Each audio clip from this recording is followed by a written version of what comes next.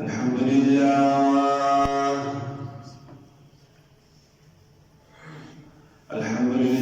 نحمده ونستعينه ونستغفره ونؤمن به ونتوكل عليه ونعوذ بالله من شرور أنفسنا ومن سيئات أعمالنا من يهده الله فلا مضل له ومن يضلل فلا هادي له ونشهد أن لا إله إلا الله وحده لا شريك له ونشهد أن سيدنا وسندنا وحبيبنا وقائدنا ومولانا محمدا عبده ورسوله أما بعد فأعوذ بالله من الشيطان الرجيم بسم الله الرحمن الرحيم إنما المؤمنون إخوة فأصلحوا بين أخويكم واتقوا الله لعلكم ترحمون رب اشرح لي صدري ويسر لي أمري واحلل عقدة من لساني يفقهوا قولي سبحانك لا علم لنا إلا ما علمتنا إنك أنت العليم الحكيم اللهم صل على محمد وعلى آل محمد كما صليت على إبراهيم وعلى آل إبراهيم إنك حميد مجيد اللهم بارك على محمد وعلى آل محمد كما باركت على إبراهيم وعلى آل إبراهيم إنك حميد مجيد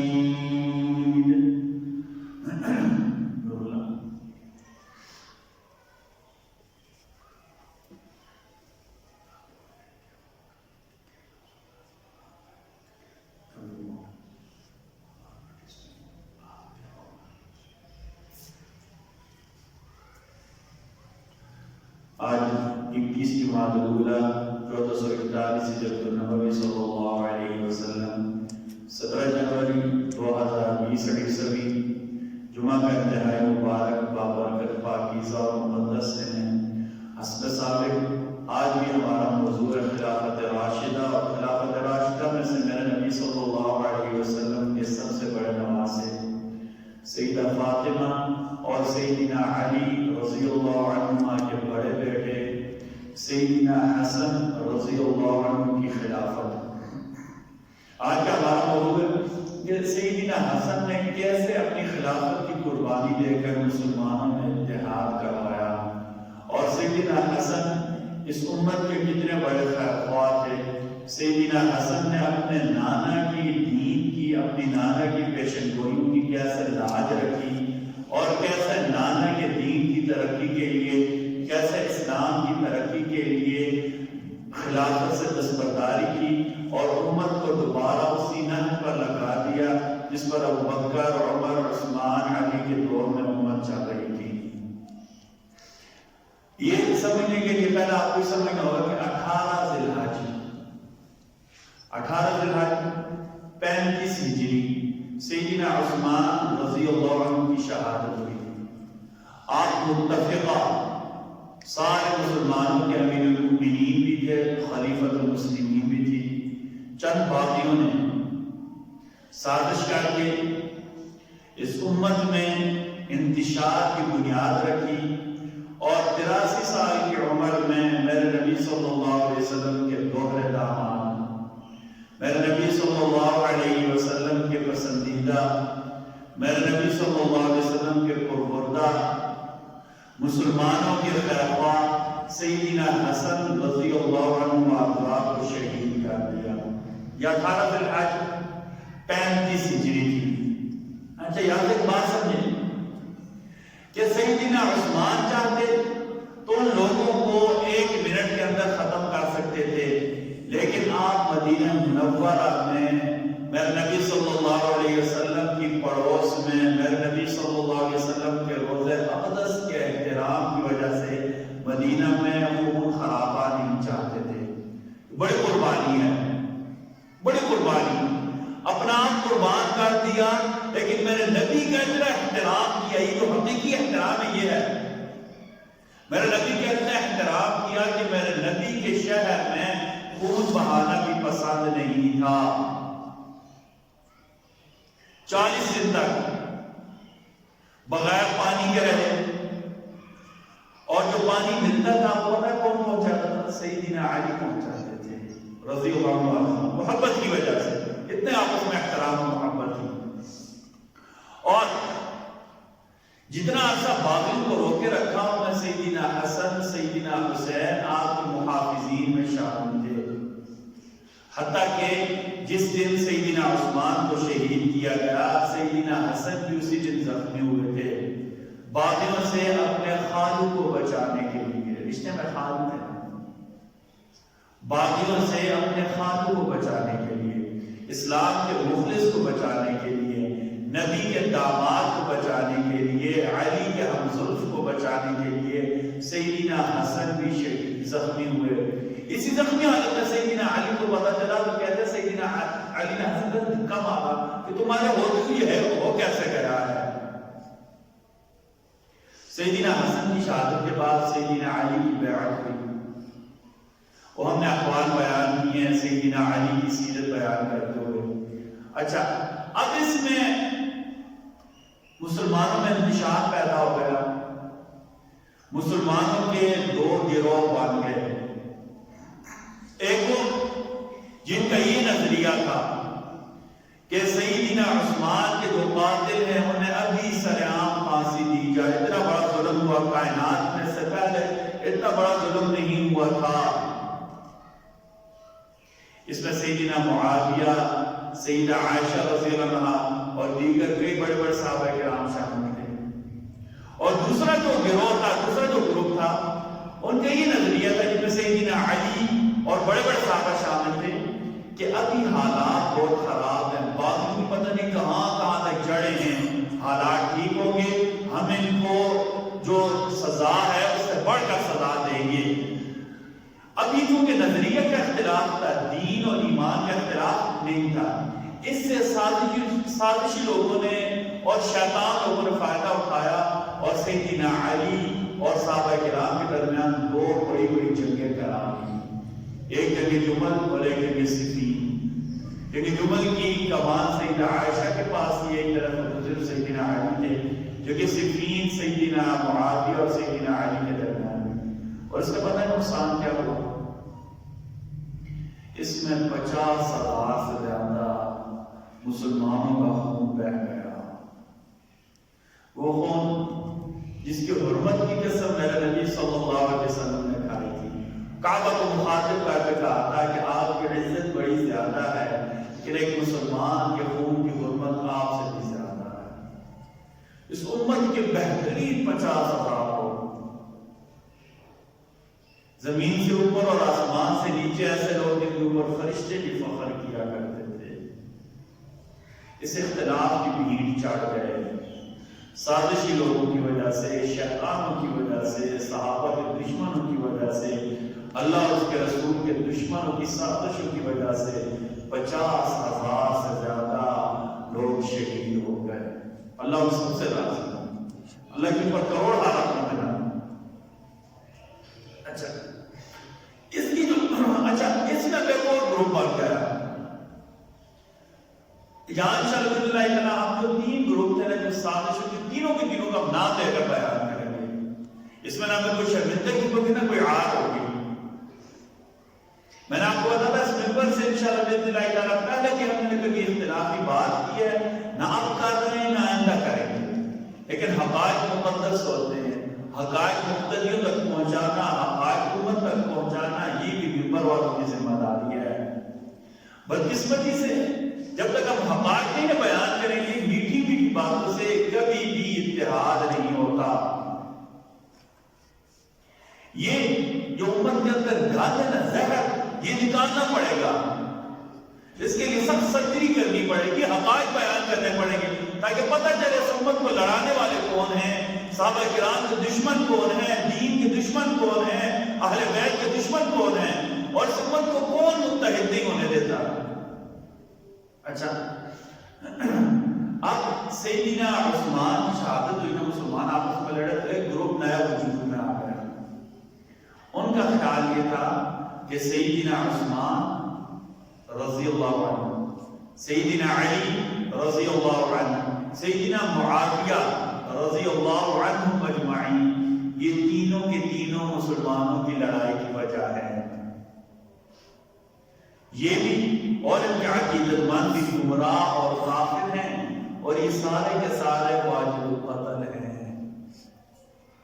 اب میری بات سمجھ گئے؟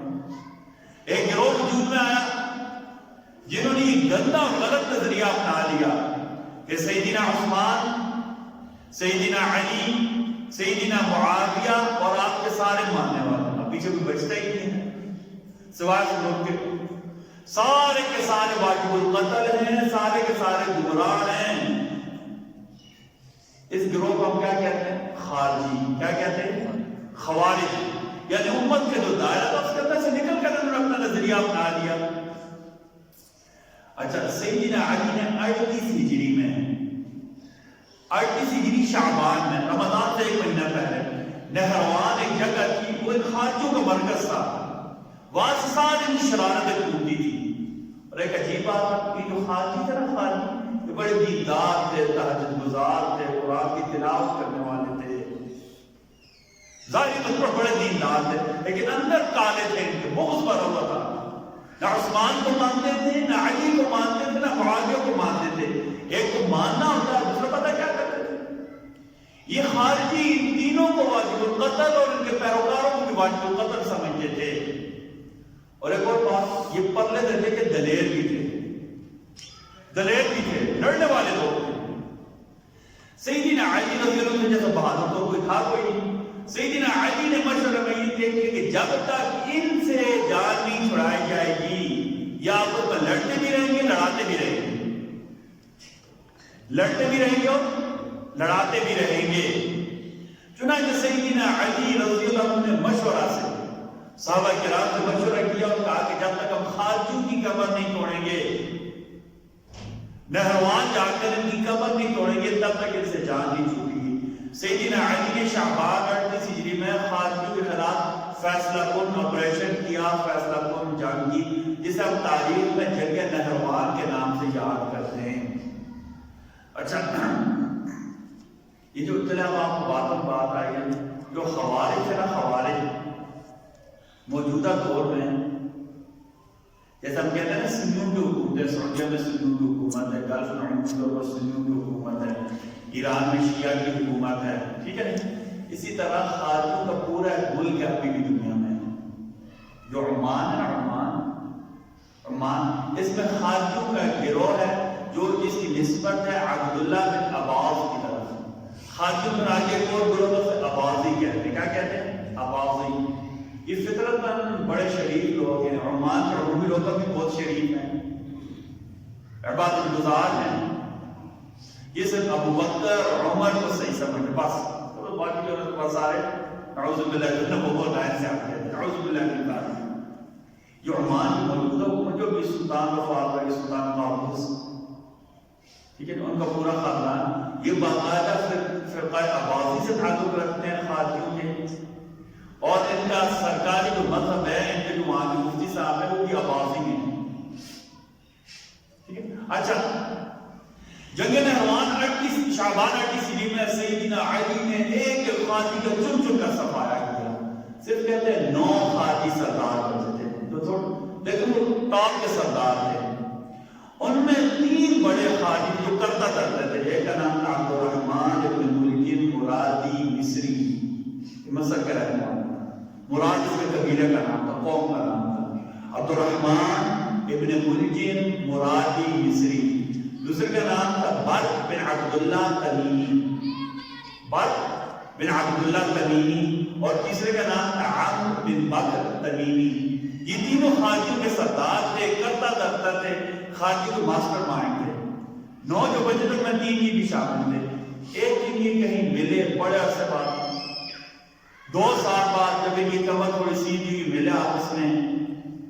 انہوں نے ایک دوسرے کا دکھ سکھ روئے کہ دیکھیں کہ ہمارے تو بڑا ظلم ہو گیا ہے، علی نے اور صحابہ کرام نے مل کر ہماری کمر توڑ دی ہے.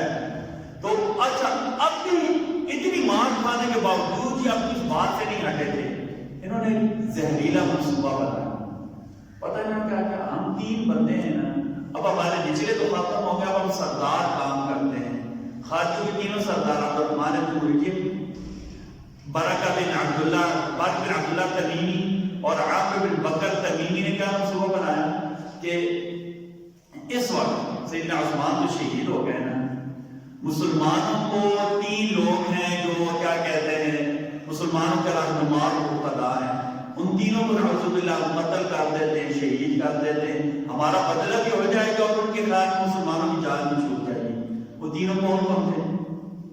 سیدنا علی، سیدنا معاویہ اور سیدنا سعد بن ابی وقاص رضی اللہ عنہم اجمعین. اچھا ان تینوں نے پتا کہ اپنے اپنے ذمہ لی. عبدالرحمن بن ملجم بڑا تھا، دلیر تھا، اس نے کہا میں نے سیدنا علی کو شہید کرنا ہے. عامر بن بکر نے کہا کہ میں سعد بن ابی وقاص کو شہید کروں گا، اور برکہ بن عبداللہ نے کہا کہ میں سیدنا معاویہ کو شہید کروں گا. اس کے لیے انہوں نے طے کیا کہ 17 رمضان المبارک 40 ہجری کی صبح کو ہم نے تینوں مقامات پر اکٹھا اپنا آپریشن شروع کرنا ہے. 17 رمضان المبارک 40 ہجری میں خارجیوں کے 3 سردار عبدالرحمن بن ملجم، برکہ بن عبداللہ تمیمی اور عامر بن بکر تمیمی. عامر بن بکر تمیمی نے کہا کہ میں نے سعد بن ابی وقاص کو، برکہ بن عبداللہ نے کہا کہ میں نے معاویہ کو، اور عبدالرحمن بن ملجم نے کہا کہ میں نے جو ہے نا سیدنا علی کو شہید کرنا ہے. تینوں اپنے اپنے علاقوں میں چلے گئے، جہاں جہاں کی تھی. ایک شام چلا گیا، ایک جو ہے نا سعد بن ابی وقاص کے علاقے میں چلا گیا، اور ایک جو ہے نا کوفہ آ گیا. اچھا اب سب سے پہلے پتا کیا ہوا؟ سیدنا معاویہ رضی اللہ عنہ خود نماز پڑھاتے تھے، مسلمان امیر کا کام خود نماز پڑھانا. سیدنا معاویہ نماز پڑھانے کے لیے آئے. ابھی نماز انہوں نے شروع کی تھی فجر کی، تو کیا کہتے برکہ بن عبداللہ نے ان پر وار کیا، لیکن وہ بچ گئے. تھوڑا سا زخم ران پر لگا، اس کی تلوار پر صحابہ کرام نے پکڑا، بعد میں اس کو قصاص میں قتل کر دیا. اچھا دوسرا جو تھا عامر بن بکر، جو سعد بن ابی وقاص کو شہید کرنے کے لیے گیا تھا. سعد بن ابی وقاص کو نبی کریم صلی اللہ علیہ وسلم مانتے تھے سعد بن ابی وقاص، اور نبی کریم صلی اللہ علیہ وسلم فرمایا کہ میرے ماں باپ پر قربان، اسلام کے لیے سب سے پہلا تعین نبی کریم صلی اللہ علیہ وسلم کے حکم سے سعد بن ابی وقاص نے چلایا تھا. تو سعد بن ابی وقاص بڑی عمر کی وجہ سے جب بیمار ہو گئے، نماز پڑھانے کے لیے نہیں آئے. جو آپ کے کیا کہتے ہیں سیکورٹی افیسر تھے، ان کا نام تھا حبیب، خارجہ بن حبیب. خارجہ بن حبیب آپ کے نائب تھے، تو وہ نماز پڑھانے کے لیے آئے. یہ جو عامر بن بکر تھا، اسے پتہ نہیں تھا کہ سعد جو ہے خارجہ کون تھے. اس نے کہا کہ دونوں نماز پڑھا کر نکلے، اس نے حملہ کر کے خارجہ بن حبیب کو شہید کر دیا. جو تیسرا تھا عبدالرحمن بن ملجم، اس ظالم نے ایک اور خارجی کو ساتھ میں لایا. سیدنا علی رضی اللہ عنہ کی عادت تھی کہ آپ رمضان میں سحری بات کرنے کے بعد، سحری کھانے کے بعد جب اذان ہو جاتی تھی نا فجر، تو اس کے بعد گلی میں سے آتے ہوئے آواز لگاتے تھے الصلاۃ الصلاۃ الصلاۃ، لوگوں نماز کے لیے آؤ، لوگوں نماز کے لیے آؤ. سیدنا علی کی عمر 63 سال تھی. کتنی عمر تھی؟ 63 سال. حسب معمول ایسے آواز لگاتے ہوئے آئے. عبدالرحمن بن ملجم اور اس کے دوسرے جو ساتھی تھا، سب سے پہلے اس نے حملہ کیا. سیدنا علی ایک طرف ہٹے، ان کا منصوبہ تھا کیونکہ جنگی بھی ماہر تھے. عبدالرحمن بن آپ نے حملہ کرنا ہے، سیدنا علی کی لوگوں کی توجہ کس طرف ہو جائے گی؟ دوسرے کی طرف ہو جائے گی. سیدنا علی ایک سائڈ پر آئیں گے. انہوں نے یہ منصوبہ بندی کی. یوں ہوا اس نے حملہ کیا. سیدنا علی کو پہلا حملہ ہوا صحیح تلوار نے، لیکن سیدنا علی ایک طرف ہوئے، لوگ اس کو پکڑنے کے لیے بھاگ گئے. سیدنا علی اکیلے ہو گئے. توجہ بھی اس کی طرف تھی. عبد الرحمن ابن ملجم نے، اس نے کہتے ہیں وہ تلوار 40 دن تک تیز کی تھی اور 40 دن تک زہر میں بھگو کر رکھی تھی. اور پھر سیدنا علی کو خود کہا تھا رضی اللہ عنہ کہ یہ تلوار کا وار میں نے آپ کو کیا، اگر سارے کوفہ کے لوگوں کو میں اکٹھا رکھ کر مار تو ان کو بھی کاٹ دیتا. اتنی تلوار میں نے تیز کی ہے. یہ ظالم تھا. سیدنا علی رضی اللہ عنہ وارضاہ جو نہیں اس طرف مڑے، عبد الرحمن بن ملجم نے وار کیا سیدنا علی کو یہاں لگی. یہ ایسا لگا آپ کی پیشانی تک نیچے اتر آئی تلوار. سیدنا علی بھی چونکہ اللہ کے شیر تھے، شیر خدا تھے، وار برداشت اتنا سا سال عمر نے بھی وار برداشت کیا، اس کو پکڑنے کی کوشش کی. پھر لوگوں کا اس کو پکڑ لو. اچھا سیدنا علی رضی اللہ عنہ زخمی ہوئے، لوگوں نے اس کو پکڑ لیا، باندھ دیا. کہتے جب باندھ دیا تب بھی قرآن کی تلاوت کر رہا تھا. لیکن دل کا اللہ تو قرآن کی تلاوت کا کیا فائدہ. اچھا سیدنا علی کے سامنے رسیوں سے باندھا وہ لایا گیا. تو سیدنا علی دیکھے نا صحابہ کرام کا عدل دیکھے، اللہ اکبر. سیدنا لوگ اس کو مارنے لگے، سیدنا مارنا نہیں کہا میرے پاس لے کر آؤ. سیدنا علی زخمی تھے، جو شاہی طبیب تھے، انہوں نے کیا کیا، آپ کا جو ہے کیا کہتے ہیں اس زمانے میں ٹیسٹ ہو گیا. انہوں نے کہا کہ چونکہ زہر کا اثر دماغ تک چلا گیا ہے، سیدنا علی کا بچنا ناممکن ہے. سیدنا علی کے سامنے لایا گیا عبد الرحمن بن ملجم، اس کو ابن ملجم کے نام سے یاد کیا جاتا ہے. ٹھیک ہے، لعنت اللہ علیہ. شاید اس وقت کی ساری لعنت اس پر ہو گئی. سیدنا علی نے پتہ کیا کہا، اپنے بیٹے سیدنا حسن کو کہا کہ لوگوں کو کہنا ہے اس کو مارے نہیں، اگر میں بچ گیا تو میں اس کا فیصلہ خود کروں گا، اور اگر میں شہید ہو گیا تو پھر بھی اس کی لاش کا مسئلہ نہیں بنانا، ٹکڑے ٹکڑے نہیں کرنے، کیونکہ میرے نبی صلی اللہ علیہ وسلم نے لاش کو مسلنے سے منع کیا. آپ نے فرمایا کوئی روزی بچھو بھی پکڑ لو تو اس کو بھی ٹکڑے ٹکڑے نہیں کرنا، ایک بار کر کے مار دینا ہے. آپ صلی اللہ علیہ وسلم نے کتے کے بارے میں بھی کہا، کوئی کتا پاگل ہو جائے اس کو ایک آدھ گولی مار کر مار دے، اس کو ٹکڑے ٹکڑے نہیں کرنے، مسئلہ نہیں کرنا. پھر انسان سیدنا علی نے کہا کہ اس کو ایک ہی تلوار کے بعد سے مار دینا ہے، اگر میں شہید ہو گیا اس کی لاش کے ٹکڑے نہیں کرنے. اچھا سیدنا علی شہید ہو گئے. 17 رمضان مبارک 40 ہجری میں شیر خدا سیدنا علی رضی اللہ عنہ شہید ہو گئے. اچھا سیدنا حسن نے آپ کی نماز جنازہ پڑھائی. آپ کو کوفہ کے دارالامارہ میں دفن کیا گیا. ہماری تاریخ کی کتابوں میں لکھا ہوا ہے، بہت ساری روایات لکھی ہوئی سیدنا علی کی قبر کہاں ہے. اس میں شاید اس امت کی بڑی بہتری، سیدنا علی کی اصل قبر کا کسی کو نہیں پتا. آپ کی 3 قبریں اس وقت بھی مشہور ہیں. آپ کی 3 قبریں اس وقت بھی مشہور ہیں، اور اس کی وجہ یہ تھی کہ خاتون کے دل میں بڑا زہر بھرا ہوا تھا. صحابہ کرام کو خصوصاً سیدنا حسن کو یہ خدشہ تھا کہ کہیں سیدنا علی کی لاش مبارک کو نکال کر اس کی بے حرمتی نہ کی جائے. اچھا سیدنا علی جب زخمی تھے، کسی نے آپ سے پوچھا آپ کے بعد ہم حسن کی بیعت کریں؟ آپ نے کہا نہیں، دیکھ لینا. سیدنا علی نے اپنا جانشین کسی کو نامزدگی کیا، لیکن اکابرین کوفہ کو توقع تھی کہ سیدنا حسن کے جتنے فضائل ہیں آپ کی اس منصب کے سب سے زیادہ اہل ہیں. آپ کی بیعت پر اصرار کیا گیا. سیدنا حسن کو کہا کہ ہم آپ کی بیعت کریں گے. سیدنا حسن پہلے خاموش رہے، پھر جو آپ کے قریبی تھے خصوصاً سیدنا حسین رضی اللہ عنہ اور آپ کے جداد عبداللہ بن جعفر، ان کے بارے میں بڑے صاحب کو آئے تھے. عبداللہ بن جعفر سیدنا علی کے سگے بھتیجے تھے. جعفر طیار رضی اللہ عنہ کے بیٹے تھے. کہتے ان کی رائے عرب میں مشہور تھی. انہوں نے کہا کہ آپ پر بیعت ہوگی. ٹھیک ہے، اچھا بیعت کر لی. جب لوگ بیعت کرنے لگے تو سیدنا حسن کے دل میں ایک بات تھی کہ 50,000 مسلمان شہید ہو گئے باہمی خانہ جنگیوں کی وجہ سے. سیدنا حسن بڑے دل گرفتہ تھے. آپ اکثر فرمایا کرتے تھے ان هذه الامه قد غارت في دمائها، یہ امت اپنے خون میں لتڑ چکی ہے. یہ امت اپنے خون میں لت پت ہو چکی ہے. اور سیدنا حسن نے جب بیعت کی تو لوگوں سے اس بات پر بھی بیعت کی, دیکھو میری بیعت کر رہے ساتھی بھی بیعت کرو, میری بات مانو گے, میں نے جس طرح جنگ کی اس طرح جنگ کرو گے, میں نے جس طرح صلح کی اس طرح صلح کرو گے. اچھا جو شرارتی لوگ تھے نا, شرارتی لوگ, انہوں نے پتا کیا کہنا شروع کی, لگتا ہے حسن نعوذ باللہ ڈر گئے ہیں, یہ صلح کر لیں گے, ان کے خیالات ایسے.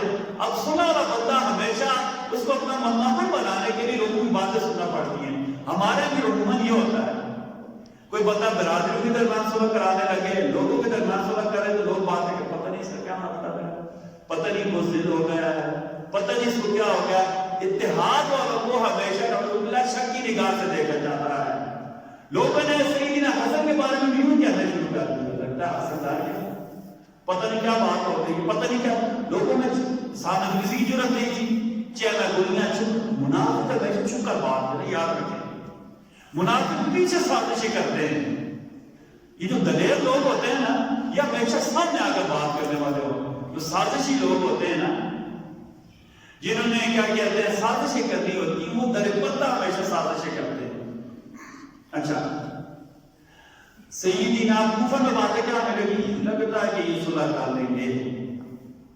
اسی دوران سیدنا حسن نے کو سیدنا معاویہ رضی اللہ عنہ کا خط آیا کہ حسن ہم یہ چاہتے ہیں کہ صلح ہو جائے, ہم یہ چاہتے ہیں کہ صلح ہو جائے. سیدنا حسن نے اپنے چچا زاد عبداللہ بن جعفر سے مشورہ کیا, تو انہوں نے پتہ کیا کہا, انہوں نے کہا کہ کیا کہتے ہیں, انہوں نے کہا جی آپ کیا کہنا چاہتے ہیں. سیدنا حسن نے کہا کہ میں چاہتا ہوں کہ حکومت معاویہ کے حوالے کر دوں, خود مدینہ منورہ چلا جاؤں. ہنگاموں کے دن بہت طویل ہو چکے ہیں اور خون بھی بہت بہہ چکا ہے. اللہ اکبر. بھائیو یہ میرے نبی کے نواسطے کی قربانی تھی. لوگ بیعت کرنا چاہتے تھے, حکومت دینا چاہتے تھے, حکومت چھوڑنا چاہتے تھے کہ امت میں اتحاد ہو جائے, لوگ متحد ہو جائیں. کہا میں حکومت معاویہ کے حوالے کرنا چاہتا ہوں اور میرا دل چاہتا ہے میں مدینہ چلا جاؤں کوفہ چھوڑ کر. ہنگاموں کے دن بہت طویل ہو چکے ہیں, خون بہت بہہ چکا ہے. عبداللہ بن جعفر نے کہا اللہ پوری امت کی طرف سے آپ کو اجر عطا فرمائیں گے. اتنا بڑا آپ نے فیصلہ کیا. اچھا اب سیدنا حسن نے کیا کیا, یہ تقریباً 2 یا 3 مہینے گزرے, ایک دن میں نہیں ہو گیا تھا, باقاعدہ مشورہ کیا. اب سیدنا حسن نے ماحول بنانے کے لیے صحابات ایک جگہ تھی کوفہ کے پاس, وہاں لوگوں کو جمع کیا, وہاں لوگوں کو جمع کیا تاکہ لوگوں کا ذہن بنا دے, لوگوں کو بتا دے کہ ہم نے یہ فیصلہ کیا. سیدنا حسن یوں نہیں آئے اور کہا کہ میں چاہتا ہوں معاویہ کے ساتھ صلح کروں. اچھا تو میں یہ آپ کو سمجھا رہا تھا, سیدنا حسن نے جب صلح کا اعلان کیا, میں تو معاویہ کے ساتھ صلح کروں گا, یہ جو اپنے آپ کو شیعان علی کہتے تھے, انہوں نے سیدنا حسن کے ساتھ بدتمیزی شروع کر دی. کہتا ہم اتحاد نہیں کریں گے, ہم اتحاد نہیں کریں گے. ہماری ساری تاریخی کتابوں میں لکھا ہوا ہے, ہمارا سند ایک تاریخ ہے, تاریخ ابن کثیر 800 سال پہلے لکھی گئی ہے. اس کی چوتھی جلد خصوصاً جہاں کی 41 ہجری کے واقعات کی وہ 40 ہجری کی, وہ پڑھنے کے قابل ہے. اچھا دوسری ہماری کتاب ہے تاریخ امت مسلمہ, اس کی دوسری جلد میں بھی سارے اسباب لکھے, لمبے چھوڑے اسباب ہیں, میں تو مختصر آپ کے سامنے بیان کر رہا ہوں, ٹھیک ہے. اچھا جب سیدنا حسن نے کہا کہ میں ابو معاویہ کے ساتھ صلح کروں گا, یہ تو کیا کہتے ہیں مس ملن کے سب مجاور تھے, انہوں نے پتہ کیا کہنا شروع کر دیا, نعوذ باللہ, حسن کافر ہو گیا ہے, حسن کافر ہو گیا ہے. اچھا آپ کے اوپر حملہ کیا, آپ کی چادر کھینچ دی. سیدنا حسن جس جانماز کے اوپر وہ کھینچ کر باہر پھینک دی, آپ کے خیمے کو آگ لگا دی, آپ کا سامان لوٹ لیا, حتیٰ کہ آپ تھوڑا سا آگے گئے مدائن میں تو آپ جب نماز کے لیے کھڑے ہوئے تو آپ کے اوپر حملہ کیا, جس سے سیدنا حسن کی ران زخمی ہو گئی تھی. سیدنا حسن نے دیکھ لیا کہ یہ لوگ امت میں صلح نہیں چاہتے, یہ لوگ امت میں صلح نہیں چاہتے. سیدنا حسن نے فوراً جو ہے نا, اور دوسری طرف سیدنا معاویہ نے بھی کہا کہ یہ حالات ہے, پہلے سیدنا عثمان شہید ہوئے ہیں, سیدنا علی شہید ہوئے ہیں, اب سیدنا حسن بھی نعوذ باللہ من ذالک انہوں نے شہید کیے, امت تو کبھی متفق ہو ہی نہیں سکے گی. فوراً فیصلہ کیا.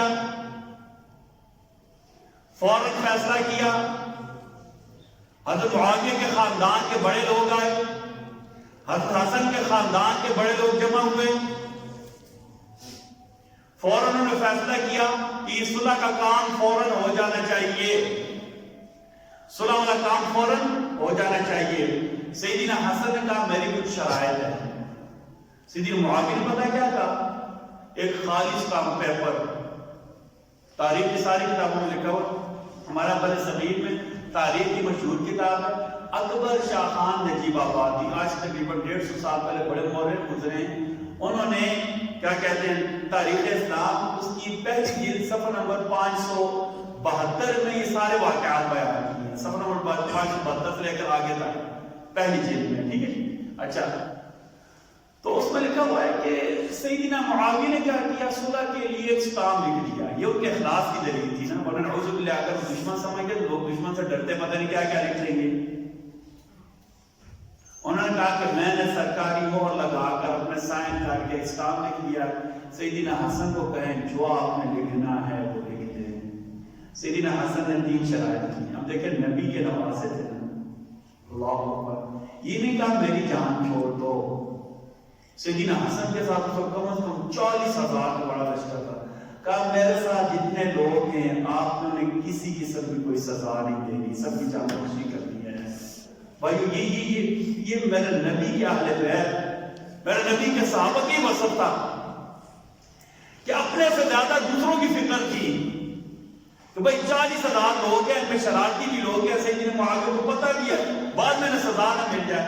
کہا میری پہلی یہ شرط ہے کہ یہ جو 40,000 کے 40,000 ہیں میں سے کسی کو بھی سزا نہیں دی جائے گی. سیدنا معاویہ کا قول.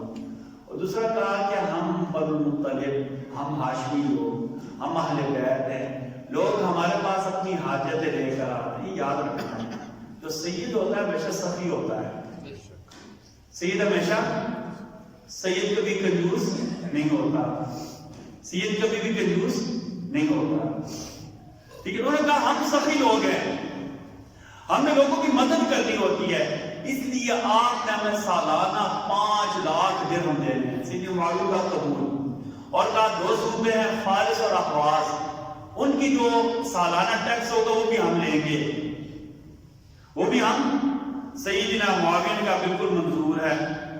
اچھا، سیدنا حسن کی جو خلافت کی وہ 6 ماہ تھی، مگر رہتی دنیا تک یہ دنیا آپ کے احسان مان رہے گی.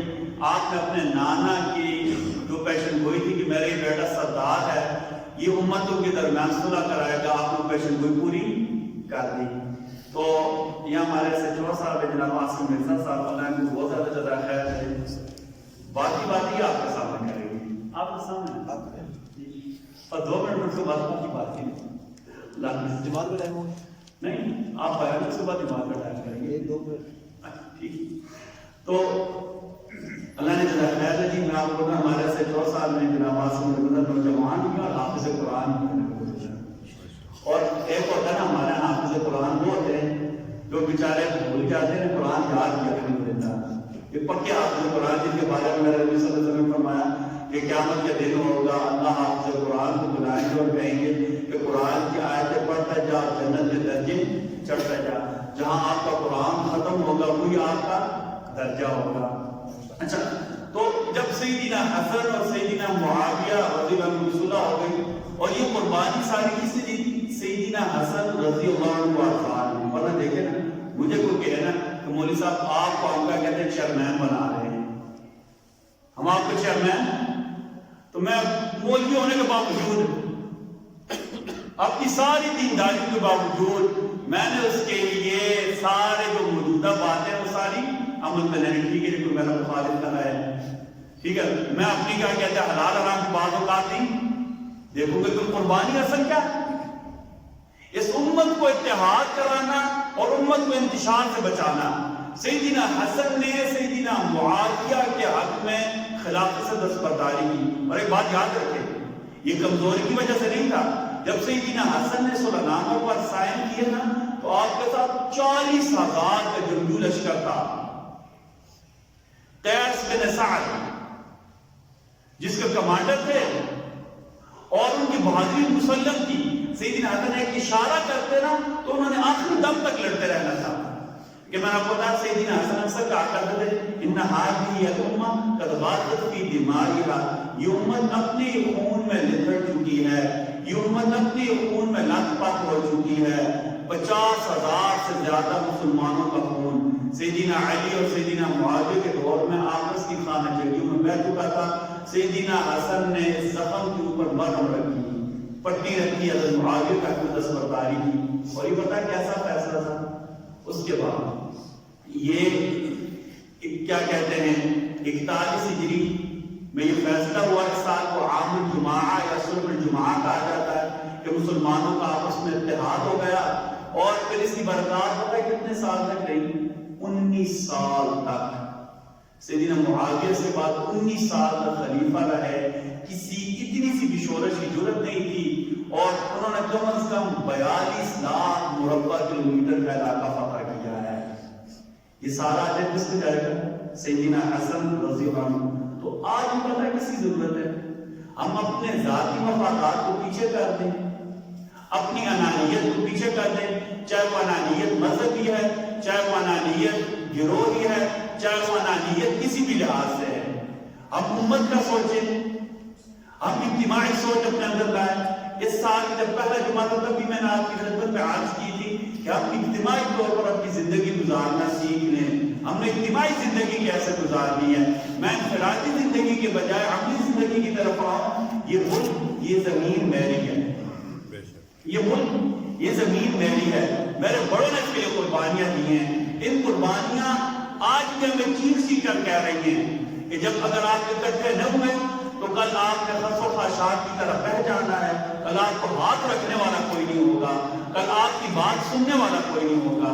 ہم یہ چاہتے ہیں کہ جیسے سیدنا حسن اور سیدنا معاویہ کی صلح ہوگی، آج ہماری بھی ایسی ہی صلح ہو جائے. ہم ایک دوسرے کا احترام کرنے والا بن جائے، ہم ایک دوسرے کو اپنا بنانے والا بن جائے، ہم ایک دوسرے کے مرہموں پر، زخموں پر مرہم رکھنے والے بن جائیں، ہم ایک دوسرے کو سینے کے ساتھ لگانے والے بن جائیں. اور اس کی آپ کی خدمت میں گزارش ہے کہ ہر وہ بندہ جو کسی بھی طور پر تعصبانہ یا عنادانہ رویہ رکھتا ہے، چاہے وہ مذہبی ہو، چاہے وہ سیاسی ہو، یا کسی بھی گروہ سے تعلق رکھتا ہو، ہم نے اس کی حوصلہ شکنی کرنی ہے. اگر ہم ان کو حوصلہ افزائی کرتے ہیں، حتیٰ کہ اس میں اگر برادری کے لئے عموماً طور پر ہمارے ایک اور بڑی بات ہوتی ہے، برادریاں ہوتی ہیں، ان کے آپس میں لڑائی جھگڑے ہو جائے تو ہمیں کیا کرنا ہوتا ہے؟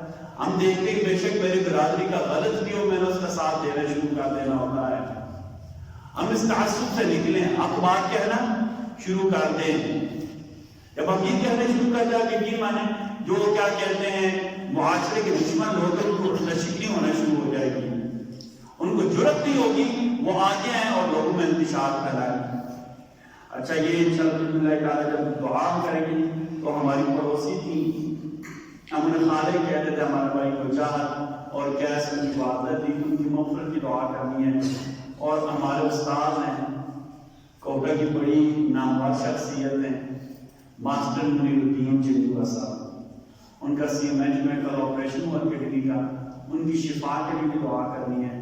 دوسرے ہمارے بڑے محترم ہیں ہمارے لیے بھائی کی طرح ہمارے افتخار صاحب ہیں، ان کا بھی آپریشن ہوا، ان کی بھی شفا یابی کے لیے دعا کرنی ہے. جتنے لوگ بیمار ہیں سب کی شفا یابی کے لیے دعا کرنی ہے کہ اللہ تعالیٰ ہمیں بھی اور انہیں بھی ہر لحاظ سے تندرست فرما دے، اور اللہ تعالیٰ مخلوقات کا کبھی کسی حال میں کسی درجے میں بھی ہمیں محتاج نہ بنائیں. یہ ہمارے سے تو سامنے آواز میں آپ کے سامنے چند باتیں عرض کریں گے. تو آپ کی خدمت میں گزارش ہے، ہماری باتیں تو آپ سنتے رہتے ہیں، یہ مہمان بھی ہیں اور کیا کہتے ہیں بااختیار بھی ہیں. لیکن ہمیں بڑی خوشی ہوئی ہے کہ ہمارا عربی میں ایک اس دن میں سر کے پاس گیا تھا، میں نے کہا کہ عربی میں ہم جب ڈیوٹیاں کرتے ہوتے تھے نا تو ہمیں ایک ریفریشر کورس کرایا جاتا تھا جس کا